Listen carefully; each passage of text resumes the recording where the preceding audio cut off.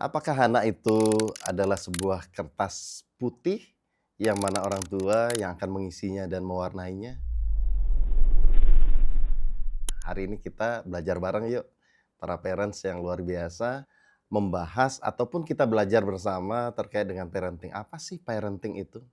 Apakah kita semua sebagai parents atau orang tua dalam melakukan pola asuh sudah merasa nyaman dengan kondisi saat ini atau kita masih merasa, oke, ada keraguan di sini, ada kecemasan, ada ketakutan, bahkan ada perasaan bersalah karena situasinya tidak baik-baik saja.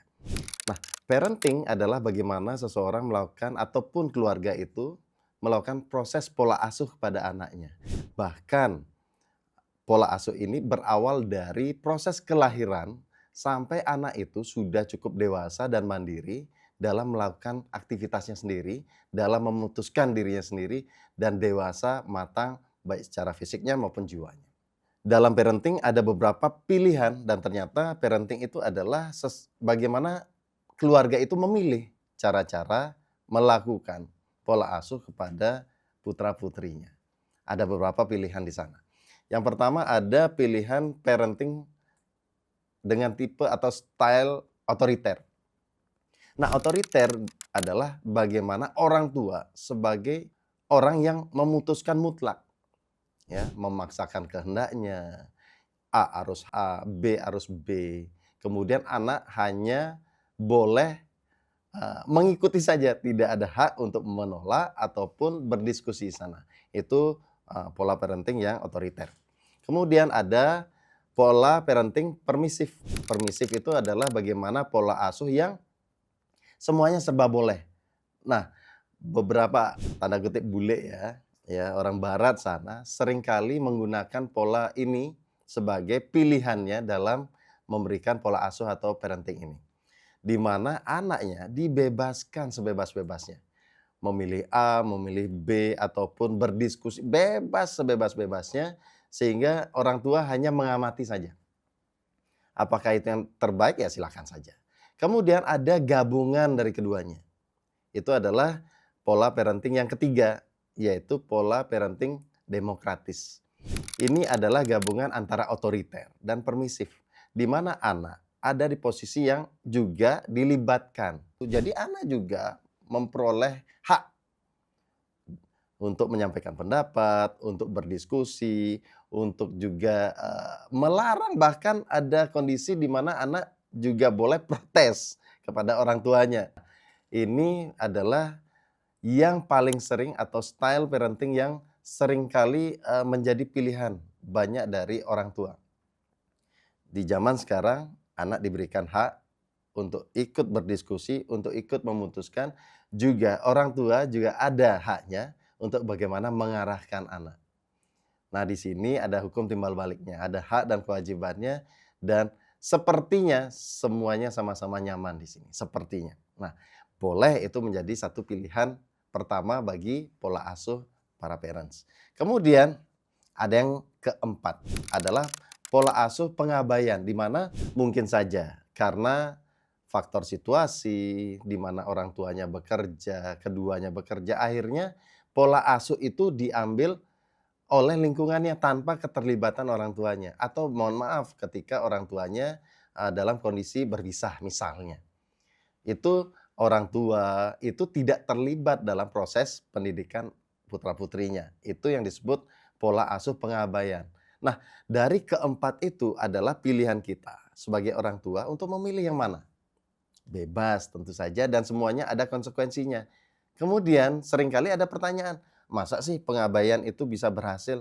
Nah, saya bahkan punya, orang tua yang mempunyai proses yang sama melalui proses pengabaian.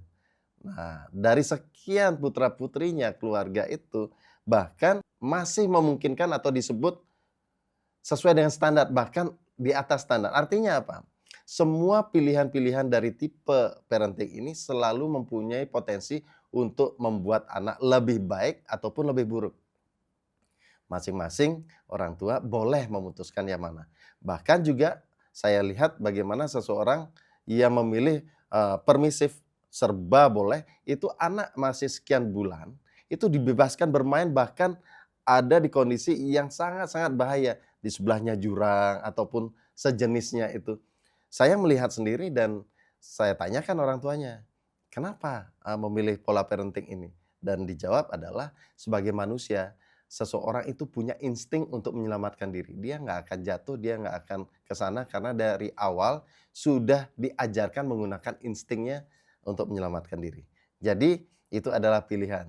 Jangan di tengah jalan yang mencoba tiba-tiba, menggunakan demokratis, tapi dalam satu kondisi, udah bebaskan saja. Nah, belum tentu putra-putri itu mempunyai kemampuan untuk menyelamatkan diri. Nah, hati-hati di sana. Tapi setidaknya sebagai parents, sebagai orang tua, kita mempunyai satu kesadaran bahwa oke, ada pilihan di sana. Dan di sana silahkan kita dalam keluarga yang memutuskan, memilih yang mana yang terbaik bagi kita dalam keluarga itu. Dan tentu serunya, dalam pola asuh ini kita sebagai orang tua, itu tidak diberikan buku panduan ketika kita mempunyai baby ataupun anak. Sedangkan alat elektronik apapun, ya, bahkan sesederhana kipas angin saja itu datang dengan buku panduan sehingga sangat memudahkan seseorang mengoperasikan alat elektronik itu. Sedangkan mana lebih canggih manusia atau anak-anak dengan alat elektronik? Tentu berprosesnya sangat jauh lebih rumit, sangat jauh lebih canggih bagaimana seseorang atau manusia atau anak putra-putri bertumbuh nantinya. Dan tentu saja kita sebagai orang tua, kalau boleh dikatakan pilot ada sekolahnya, dokter ada sekolahnya, orang tua tidak ada sekolahnya. Yang mana kita, termasuk saya tentunya, adalah tanda kutip orang tua yang tidak punya latar pendidikan sebagai orang tua. Sehingga dibutuhkanlah bagaimana sebuah buku panduan untuk kita membuat bagaimana proses parenting itu jauh lebih nyaman bagi kita karena sudah ada pola-pola yang diberikan melalui hasil pengamatan dari banyak parent. Nah, saya sebagai personal itu merekomendasikan salah satu dari buku, eee, hasil karya bapak parenting nasional kita, Ayah Edi, yaitu 37 kebiasaan orang tua yang menghasilkan perilaku buruk terhadap anak. Itu boleh di-searching dan itu akan membuat bagaimana seseorang atau parents itu mempunyai, apa sih yang boleh dilakukan, apa sih yang nggak boleh dilakukan, apa yang ketika kita lakukan A, konsekuensinya apa? B, konsekuensinya apa? Nah, di sanalah buku panduan itu penting untuk kita punya. Dan tentu saja ada kalimat-kalimat yang seperti ini. Putra-putri, anak-anak itu adalah sebuah kertas putih kosong di mana kita sebagai orang tua yang nantinya akan menuliskan, akan menggambarkan, mewarnai. Nah, tentu saja itu tidak salah. Tetapi mungkin saja kita pakai perspektif lain di mana sebetulnya anak itu adalah sebuah kertas yang sudah ada tulisannya, tetapi kita orang tua wajib untuk mampu membaca isi dari tulisan itu. Terkadang kita orang tua mungkin karena memang kemampuan kita dalam mengamati tidak maksimal, kita tidak tahu anak itu punya bakat apa, punya passion apa, bahkan punya karakter seperti apa. Nah, di sanalah bagaimana kita ayo bertumbuh bersama, belajar bersama, setidaknya banyak perspektif dalam kita mengamati kertas itu, anak kita itu, putra-putri kita, untuk kita mampu membacanya.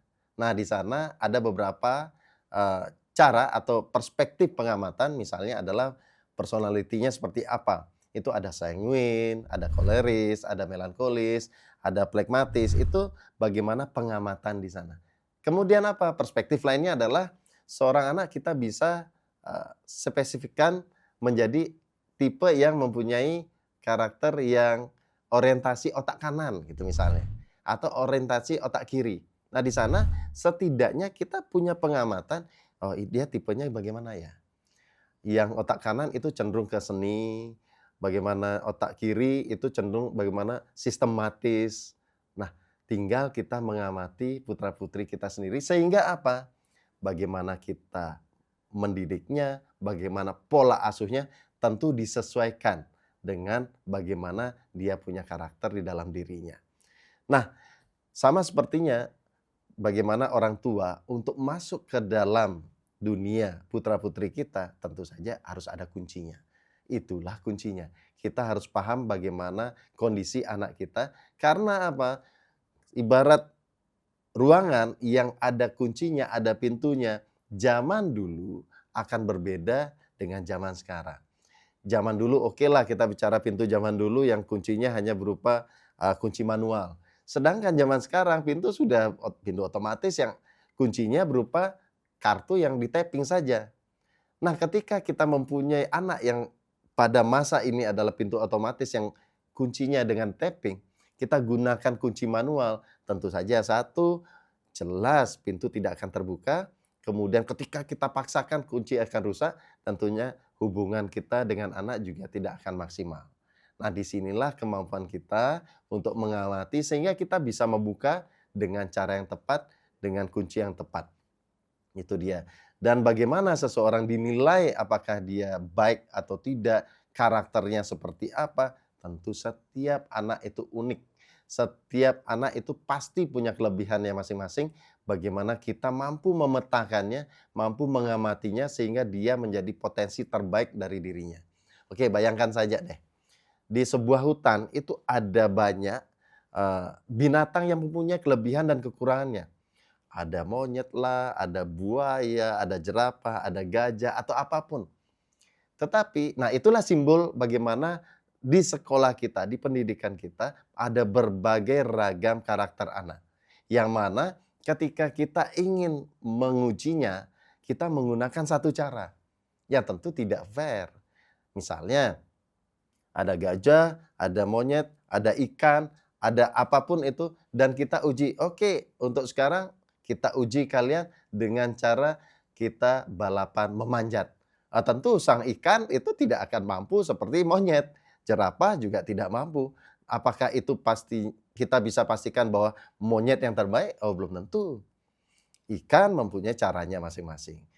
Jerapah mempunyai caranya masing-masing. Gajah juga, artinya apa?